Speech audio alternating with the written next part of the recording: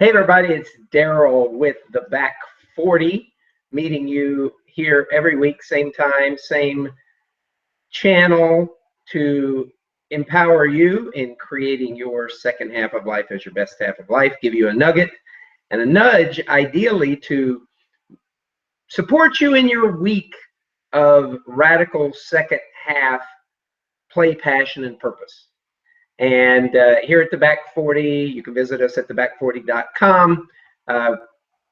Our whole movement, our whole philosophy, everything we're about is based on two premises. Number one, as Frank Sinatra sings, the best is yet to come, and babe, won't it be fine? As well as our absolute conviction that you, us, and everyone have yet to do what you came here to do. And that's what everything we do is about, is empowering us moving into the second half to really live in the all things possible mindset. A mindset that society sometimes doesn't entertain. Society has a conversation that maybe our best is behind us, or our greatest ingenuity, creativity, all aspects of our life, that career, relationships, that all that good stuff happens in the first half, and the second half is kind of winding down. And we're here to turn that around. Our commitment is to really do a cultural conversation shift about this whole idea of midlife crisis. We call it midlife opportunity. We call it our initiation. It's the beginning of what we really came here to do. So we appreciate you joining us each week, and we hope to give you a little nugget and nudge to move you forward.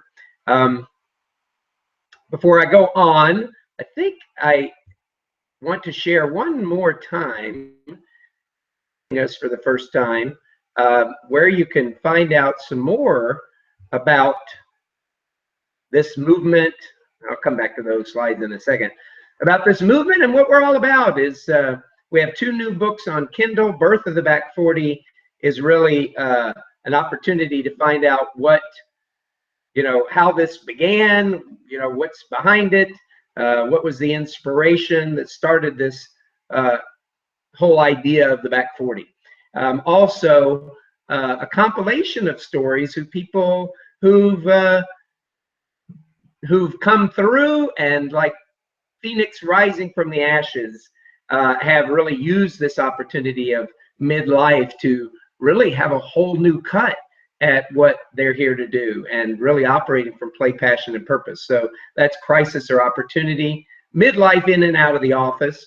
And also at the bottom, you'll see a link there for a wonderful interview we did with Karen Glasser about a month and a half ago. You'll get a sense of what brought Alexandra and I into bringing our time and effort and commitment and passion to this project called the Back 40. So let's look at a quote that I started off with. There it is right there. Today we're going to be talking about what I call unknown faith face. Now, we've heard of game face, right? Put on your game face or your poker face. Let's talk today a little bit about faith face. What is it to faith face the unknown? Boy, we all love that word, don't we? Unknown. This is a great, it's actually part of a poem. I invite you to go look it up. His name is Rick, or Ricky, R-I-K-K-I, or Rick Bertrand, and it's part of a bigger poem that I think speaks to a lot of what many of us might be facing right now in terms of the unknown. Even though my future is uncertain, I choose to brace the unknown and have faith that everything will be okay. And so, how does this relate to the Back 40? Look, for those of us who are 40, 50, 60, 70, 80, we've been around a while, right? And so, unexpected and unforeseen, especially for those who have gotten into their comfort zones, can be a bit challenging. So, when you're 15, 18, maybe even 22, 25, I don't know that we have so many comfort zones yet, because we're still out experimenting and we're playing and we're, approaching life newly because we haven't done stuff yet. We haven't traveled to Europe. We haven't gone to college. We haven't learned a particular subject. We haven't had a job, or, we haven't, been in a relationship yet that turned into marriage or had kids. And, it's kind of like in the beginning, first half, especially in those, early years, it's just wonder and it's trying things. And it's like you don't operate like fear of so much failure because you haven't failed. It's all new.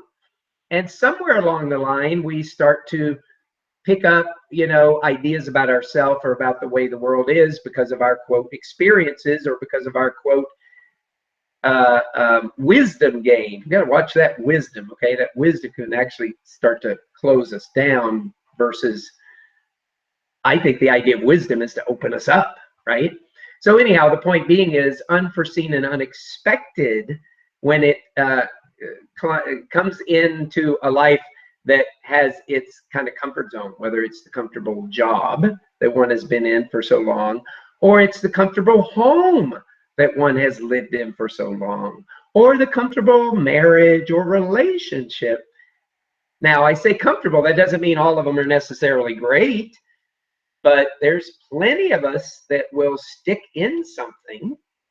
It's a friend, right? But there are some of your friends who will stick with something, whether it be a job or a relationship or a location or a place or some situation in life that's not necessarily great, not necessarily fulfilling, because, hey, the devil you know is better than the devil you don't know, right? So we got a comfort zone.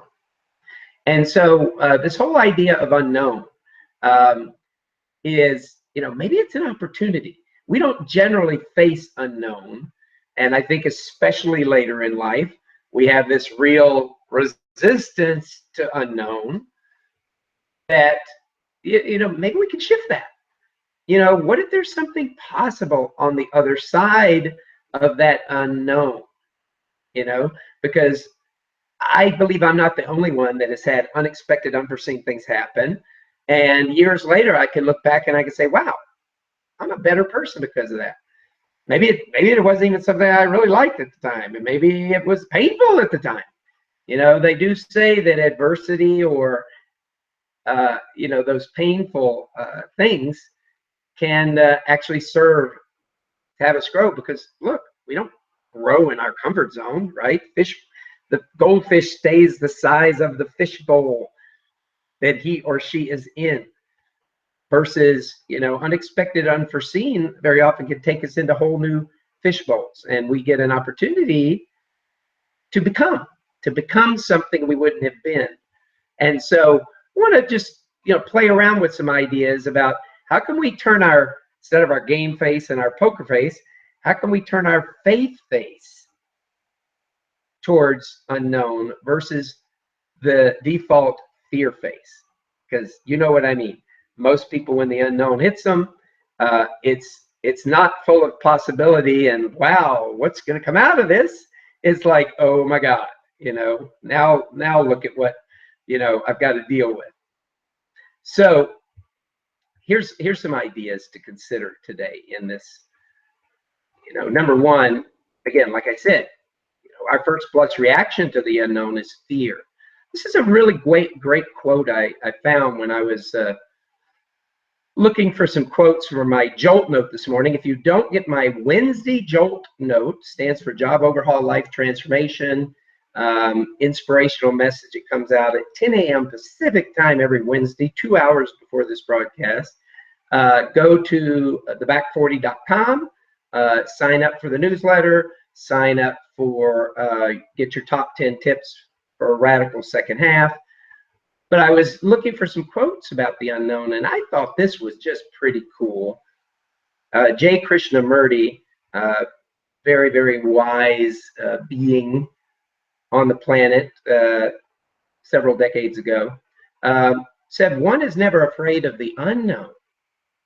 One is afraid of the known coming to an end. So, again, just, we have our tendency to want to stick in that comfort zone, I gotta tell you, if you do a little list and you really get honest with yourself on the changes that have occurred unexpectedly in your life, like completely out of the blue, many of you will look back, as do I, and say, wow, there was actually some really great blessings that came out of that. It's one of the things we actually look at in the Back 40 Infuse program, is we look back at our life to see which situations maybe, at the time, or even in looking back, we feel like, oh, it would have been better if that hadn't happened, and so we're still kind of a victim to it. We actually do a whole turning that victim upside down to look to see, well, wow, what were the blessings that came out of that? And why might I have even designed it that way so that I get to become who I am now? Because I wouldn't have become who I am now had it not occurred. So the unexpected and unforeseen just really gives us a gem. We build faith when we have to. They say, when people get to rock bottom, there's nowhere to look but up. So, faith comes when we are most generally pressed, right? I've been in layoff situations where whole groups of people have been let go from a company, and I would be there waiting to meet with someone after HR had told them they were losing their job. And, some people would show up crying. It's an emotional thing, right? There's a release there. It's understandable. Some people would just show up like, okay, what's next? The funny thing between the two is that the one that showed up crying, it was probably their first layoff, and they thought it was about them. They thought it had to do something with them being bad or wrong, or, why me? The ones who showed up and it was kind of like, okay, what's next? They've been through a few layoffs, they weren't so personally confronted by it. But people have said to me in those situations, well, this must be really hard, Darrell, for you to be here meeting with people in this situation. And I say, it's actually not. It's actually very fulfilling, because, see, I know what's coming next for you is even better. And I'm not being Pollyanna about this. I've worked with people around their careers, and as a coach, working with people on expanding their businesses and, playing big games in their back 40. I've worked with people for years and years, and generally, to a T, see that when something big occurs, layoff, business failure, something like that, that what's going to come and what's going to unfold is going to be even better. But see, we don't see that ourselves in the moment because it's all unknown, and unknown is scary, right? So something to think about is, wow, years later, when we look back at things that occurred that were, quote, bad, and we can see how, wow, that was actually pretty awesome that occurred. What if we could look forward with that same kind of faith? Another thought here, storms, both literally and figuratively, blow through our life. My parents 8-9 years ago, my entire hometown in Southeast Texas was covered by 8 feet of water when Ike blew in, and they were on the dirty side of the hurricane. I have an aunt and cousin and other relatives in central Louisiana that 2 months ago were drowned in the same way. But my cousin wasn't drowned. Their homes were drowned. And, boy, talk about when you've lived in a place forever and all your memories and all your stuff, right? And again, I'm not saying, hey, let's go make it happen. I am saying, though, that there's 2 ways we can approach things. We can approach them like a victim and stay in that kind of victim energy, or we could start to put on our faith face and start to look at, wow, what could come out of this? What are the possibilities that could come out of this? Forest fires.